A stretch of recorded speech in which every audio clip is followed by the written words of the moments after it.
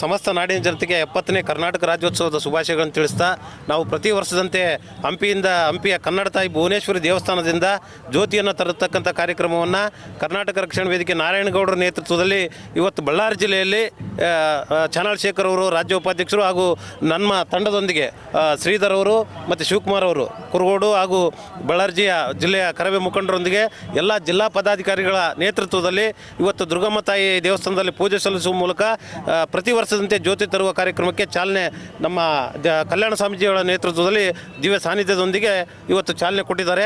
ಈ ಕಾರ್ಯಕ್ರಮ ಯಶಸ್ವಿ ಆಗಲಿ.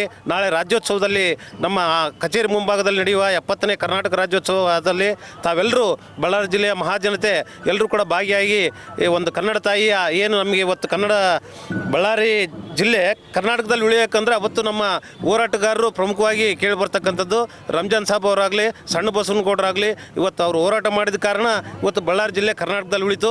ಅದಕ್ಕಾಗಿ ಈ ರಾಜ್ಯೋತ್ಸವನ ಹೆಚ್ಚಾಗಿ ನಾವೆಲ್ಲ ಸಂಭ್ರಮ ಮಾಡಲೇಬೇಕು. ಅದೇ ರೀತಿ ಏನು ಇವತ್ತು ಬೆಳಗಾವಿಯಲ್ಲಿ MES ಕರಾಳ ದಿನ ಆಚರಣೆ ಮಾಡ್ತಾರೆ.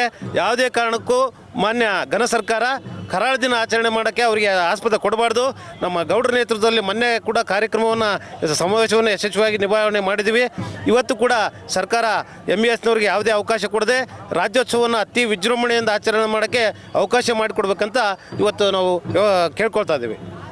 ಸರ್, ಈ ವರ್ಷ ನೀವು ಜೊತೆಗೆ ಸೇರಿದ್ದಾರೆ, ನಿಮಗೆ ಏನಿದೆ ಅನಿಸಿಕೆಗಳು? ಒಂದು ಒಳ್ಳೆಯ ಕಾರ್ಯಕ್ರಮ ನಾರಾಯಣಗೌಡ ಬಣದಿಂದ ಶೇಖರ್ ಅವರ ಸ್ನೇಹಿತರು ಎಲ್ಲ ಅವರ ಸಂಗಡಿಗರು ಸತತವಾಗಿ ಕಳೆದ 25 ವರ್ಷದಿಂದ ಏನು ಮಾಡ್ತಿದ್ದಾರೆ, ಒಂದು ವಿನೂತನ ಕಾರ್ಯಕ್ರಮ. ಅಂದರೆ ಮುಖ್ಯವಾಗಿ ಹಂಪಿಯಲ್ಲಿ ಭುವನೇಶ್ವರಿ ಇರೋದ್ರ ಬಗ್ಗೆ ರಾಜ್ಯಕ್ಕೆ ಗೊತ್ತಿಲ್ಲ ಬೇರೆ ಜನಕ್ಕೆ ಯಾರಿಗೆ. ಆದರೆ ಬಟ್ ಶೇಖರ್ ಬಣದವರು ಅದನ್ನು ಗುರುತು ಅಂದರೆ ಭುವನೇಶ್ವರಿ ಅಲ್ಲೇ ನೆಲೆಸಿದಾರೆ ಅಂತೇಳಿ ಆ ಭುವನೇಶ್ವರಿಯಲ್ಲಿ ಅಲ್ಲಿ ಪೂಜೆ ಮುಗಿಸ್ಕೊಂಡು ಆ ಒಂದು ನಾಡಧ್ವಜವನ್ನು ತಂದು ಜಿಲ್ಲಾಡಳಿತ ಸಮರ್ಪಿಸೋದು ಒಂದು ಒಳ್ಳೆಯ ಕಾರ್ಯಕ್ರಮ. ಸತತ ಮಾಡ್ತಿದ್ದಾರೆ, ಅದು ಯಶಸ್ವಿಯಾಗಿ ಮಾಡ್ತಿದ್ದಾರೆ. ಇನ್ನೂ ಯಶಸ್ವಿಯಾಗಿ ಮಾಡಲಿ, ಆ ಭುವನೇಶ್ವರಿ ಅವ್ರಿಗೆ ಶಕ್ತಿ ಇದ್ದಾರೆ ಕೊಡಲಿ ಅಂತೇಳಿ ಹಾರೈಸ್ತೇನೆ.